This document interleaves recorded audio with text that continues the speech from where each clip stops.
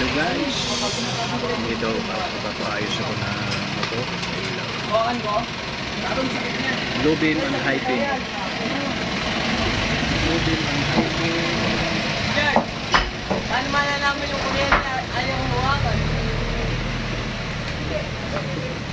Bakit na nang umikot dito? Kanina umikot ko eh, GoPro lang. Dagdagan yung ilaw para maaliwanan sa gabi. Ha? Mayroon yan. Naglulos lang yata.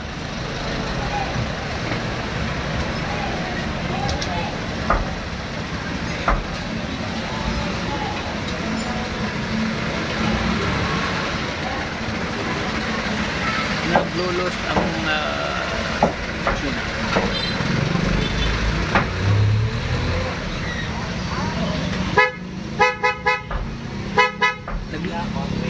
Mahina battery.